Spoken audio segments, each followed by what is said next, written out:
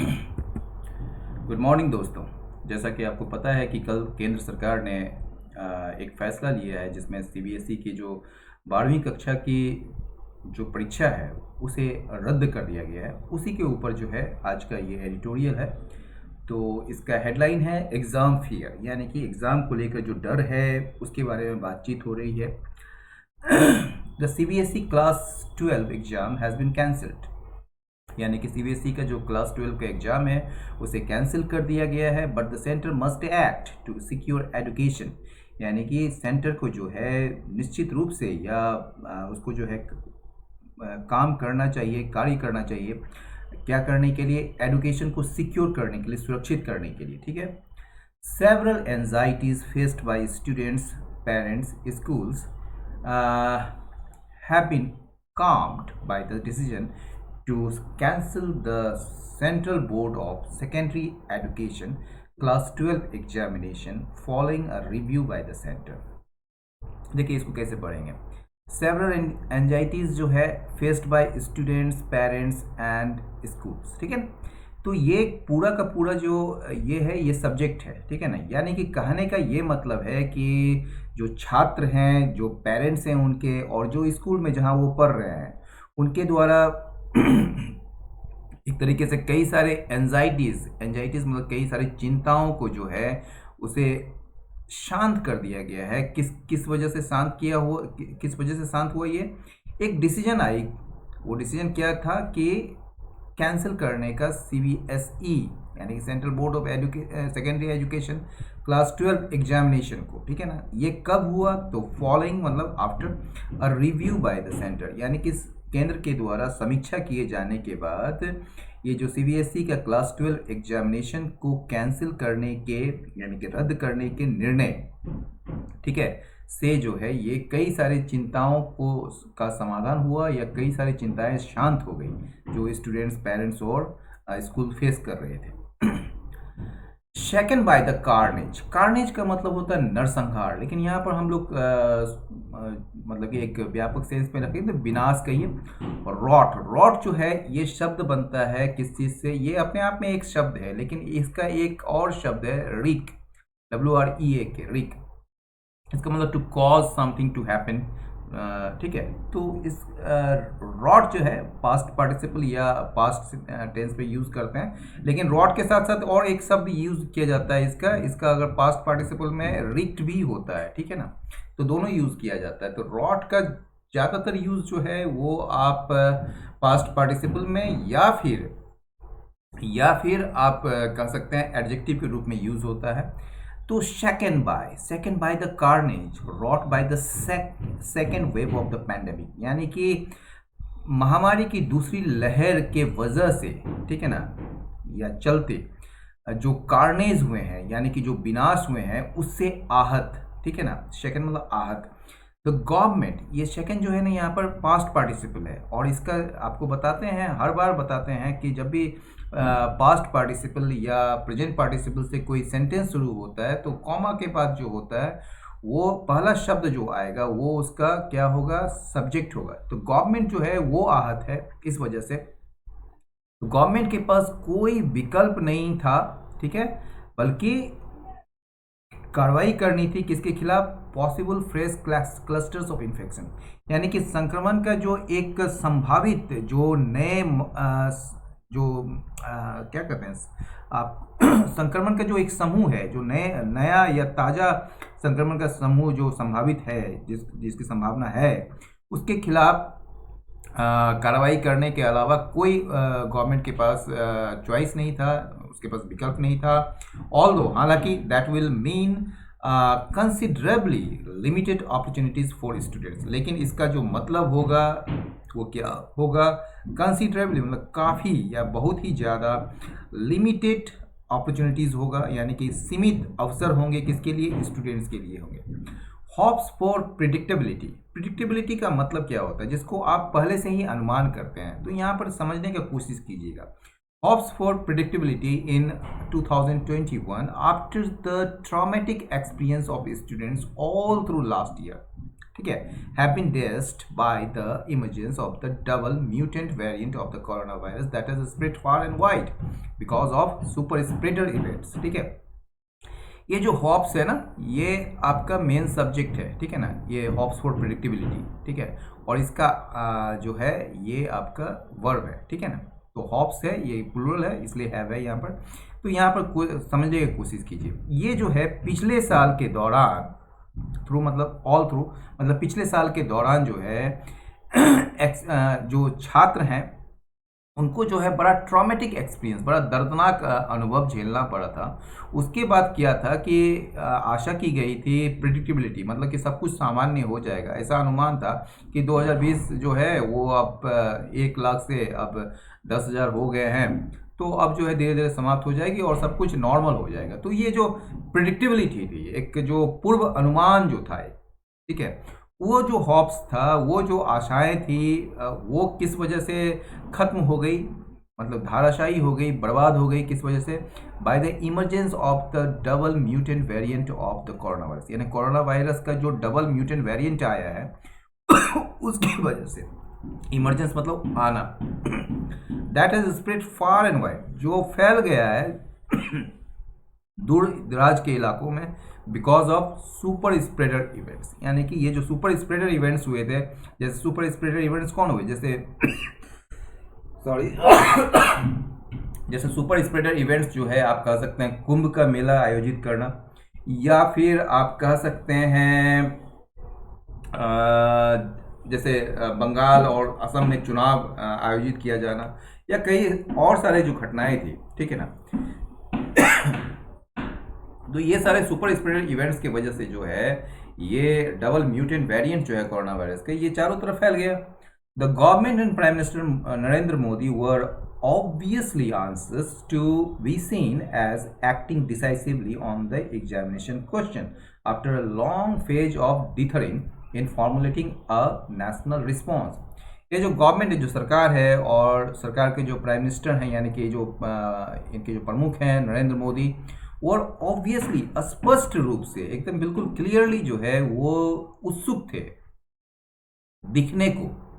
यहाँ देखिए, ऐसे भी हो सकता था कि वर्ड, ये लिखा जा सकता था कि word obviously answers to act decisively, मतलब वो उत्सुक थे निर्णायक रूप से कार्य करने के लिए या कार्रवाई करने के लिए, ठीक है ना, मतलब उस पर काम करने के लिए। लेकिन यहाँ पर लिखता है कि नरेंद्र मोदी और जो सरकार है वो स्पष्ट रूप से उत्सुक थे ये दिखने के लिए कि वो काम कर रहे हैं, मतलब कि डिसाइसिवली, यानी कि निर्णायक रूप से, ऑन द एग्जामिनेशन क्वेश्चंस, यानी कि जो एग्जामिनेशन को का जो सवाल है कि कैसे उसको किया जाए या ना किया जाए, उस सवाल को लेकर जो है वो दिखना चाहते थे, बड़ा उत्सुक थे उसके लिए कि वो दिखे कि वो जो है वो काम कर रहे हैं बड़ा निर्णायक रूप से। After a long phase of dithering, dithering मतलब दुविधा, मतलब कि आप इसमें डिसीजन ले नहीं पा रहे हैं आप उस समय। After long phase of dithering in formulating a national response, एक नेशनल रिस्पॉन्स क्रिएट करने में, फॉर्मुलेट करने में जो बार बार जो दुविधा आ रही थी, एक लंबे समय से जो दुविधा आ रही थी, उसके बाद जो है मोदी और जो इनकी सरकार है वो निश्चित रूप से, या कह सकते हैं स्पष्ट रूप से जो है वो बड़ा उत्सुक थी, आंसर्स थी ये दिखने को कि वो जो है मतलब कि एक्ट कर रहे हैं, मतलब कदम उठा रहे हैं बड़ा निर्णायक रूप से एग्जामिनेशन के क्वेश्चंस को लेकर। समझ गए? The decision to cancel the crucial class 12 public examination and replace it with an objective assessment for certification will help boards of education in the state to move in the same direction. ठीक है ना, ये जो decision है, ये जो निर्णय है रद्द करने के, ये बहुत ही महत्वपूर्ण क्लास 12 पब्लिक एग्जामिनेशन को, और इसको बदलने की किस चीज़ से, ऑब्जेक्टिव असेसमेंट फॉर सर्टिफिकेशन, यानी कि आपको सर्टिफिकेशन दिया जाएगा, प्रमाण पत्र दिए जाएंगे कि आप पास हो गए हैं, तो उसके लिए ऑब्जेक्टिव असेसमेंट किया जाएगा इन लोगों को। ठीक है ना, एक तो ऑब्जेक्टिव असेसमेंट किया जाएगा, उससे जो है इस एग्जामिनेशन को रिप्लेस किया जाएगा, मतलब उसके बदले में जो है आप कह सकते हैं ऑब्जेक्टिव असेसमेंट किया जाएगा सर्टिफिकेशन के लिए। तो इससे जो है मदद मिलेगी किनको, राज्यों के जो बोर्ड्स ऑफ एजुकेशन है उनको, to move in the same direction, मतलब कि इसी दिशा में बढ़ने के लिए राज्य के बोर्ड को, यानी कि जो एजुकेशन बोर्ड है उनको मदद, जैसे हमारे बिहार में बिहार बोर्ड है, ठीक है।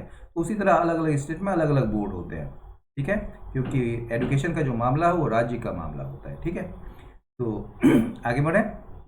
सम पॉइंटर्स, पॉइंटर्स का मतलब एक तो होता है जैसे आप स्टिक करते हैं, स्टिक मतलब एक छड़ी जिससे कि आप किसी की तरफ इशारा करते हैं, तो वो होता है पॉइंटर। और एक पॉइंटर्स होता है जैसे कि इंफॉर्मेशन, या आप कह सकते हैं सलाह कह सकते हैं, ठीक है ना, एडवाइस कह सकते हैं। तो some pointers to an assessment scheme, ठीक है, यानी कि ये जो असेसमेंट, ये जो आकलन करने का जो योजना है, उसके लिए जो है कुछ सलाह जो है, ठीक है ना, कैन बी फाउंड, ये पाया जा सकता है। कहाँ पाया जा सकता है? In the CBSE submission to the Supreme Court last year, यानी कि पिछले साल जो सीबीएसई ने सुप्रीम कोर्ट में अपना हवाला दिया था या अपनी प्रस्तुति रखी थी, जो भी पक्ष जो रखा था सीबीएसई ने अपना पक्ष, तो उसमें जो है इस चीज़ को पाया जा सकता है, इन सलाहों को पाया जा सकता है। कब? जब when the pandemic prevented the completion of class 12 exam, जब ये जो महामारी के कारण जो है क्लास 12 एग्जामिनेशन को पूरा करने में रुकावट आई थी, यानी कि उसको पैंडेमिक ने रोक दिया था पूरा करने से, ठीक है ना, यानी कि महामारी ने। उसके बाद कहा जा रहा है कि फॉर स्टूडेंट्स, उन स्टूडेंट्स के लिए ये क्या था पॉइंटर्स, उन स्टूडेंट्स के लिए जो एग्ज़ाम्स नहीं दे पाए, ठीक है ना, जैसे कि दिल्ली में, उनके लिए क्या होगा, इंटरनल आंतरिक जो है और प्रैक्टिकल व्यवहारिक और जो प्रोजेक्ट असेसमेंट है, यानी कि जो परियोजना की जो आकलन है उसको प्रपोज किया गया, ठीक है ना। The internal practical and project assessment was proposed, इसको प्रस्तावित किया गया एज ए प्रॉक्सी, एक प्रॉक्सी के रूप में, एक विकल्प के रूप में, टू अराइव एट रिजल्ट्स, यानी कि आप परिणाम निकालने वाले हैं तो उसके लिए जो है आपका इंटरनल, आपका प्रैक्टिकल, आपका प्रोजेक्ट असेसमेंट को प्रपोज किया गया एक प्रॉक्सी के रूप में, ठीक है, रिजल्ट्स में पहुंचने के लिए, यानी कि परिणाम निकालने के लिए, जिसमें जो है विकल्प होता विथ एन ऑप्शन, जिसमें एक विकल्प है कि परफॉर्मेंस को, यानी कि जो प्रदर्शन है विद्यार्थी का, छात्र का, उसको सब्सिक्वेंट एग्जामिनेशन में सुधारने का। The board must now come up with a model scientific scheme, तो बोर्ड को जो है अब आना चाहिए एक मॉडल, एक आदर्श वैज्ञानिक योजना के साथ आना चाहिए अब, ठीक है ना। The decision to cancel the examination in 2021 may have resolved a prickly issue. prickly मतलब क्या होता है? जैसे prick करते हैं ना, चुभता जो है आपको, ठीक है ना, prick मतलब चुभना जैसे, ठीक है। तो prickly issue मतलब ऐसा इशू जो आपको चुभता है, जो आपको परेशान करता है। तो ये जो डिसीजन है एग्जामिनेशन को कैंसिल करने का 2021 में, ये मे हैव रिजॉल्व, ये एक संभावना व्यक्त कर रहा है, मतलब कि एक कह सकते हैं ये शायद जो है इसने एक प्रिकली इशू, एक चूभता हुआ, एक परेशान करने वाला जो बातें हैं, जो इशू है, जो मामला है, उसको भले इसने जो है रिजॉल्व कर दिया हो, लेकिन question of national entrance examination, लेकिन जो नेशनल एंट्रेंस एग्जामिनेशन का जो प्रश्न है, जैसे कि नीट है एंड जेईई है, उसको भी सुलझाने की जरूरत है, नीड टू बी एड्रेस्ड।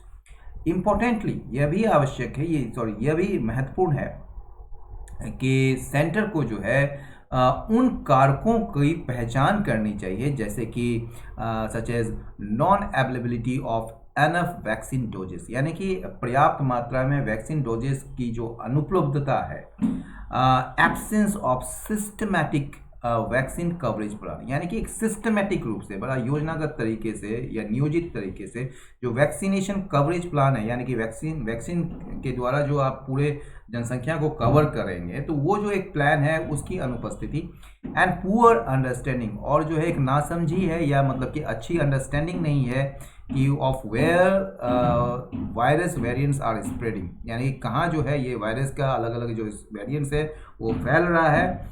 इसने जो है इन चीज़ों ने क्या किया है, ये फैक्टर्स ने क्या किया है, ये कंट्रीब्यूट किया है सेकेंड वेव के, यानी कि इसके वजह से जो है कंट्रीब्यूट, इसके कारण जो है सेकेंड वेव आई है, एंड मे इनफैक्ट, और शायद जो है मतलब कि इनफैक्ट वास्तव में ये थर्ड वेव भी आ सकती है इसमें, ठीक है ना, संभावना है यहाँ इसके वजह से।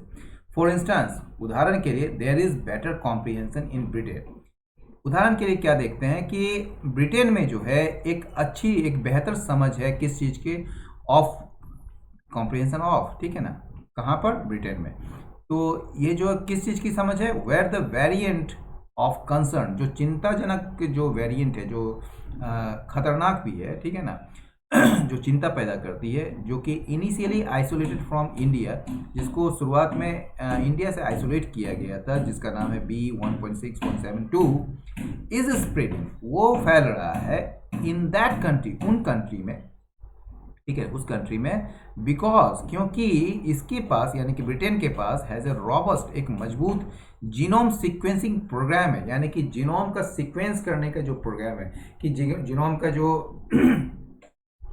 कह सकते हैं जो स्ट्रक्चर है, जो उसका बनावट है, वो कैसा है, वो पहले वेरिएंट से कैसे दूसरा वेरिएंट्स अलग है, तो उसके पास जो है एक रॉबस्ट जीनोम सीक्वेंसिंग प्रोग्राम है, ठीक है ना।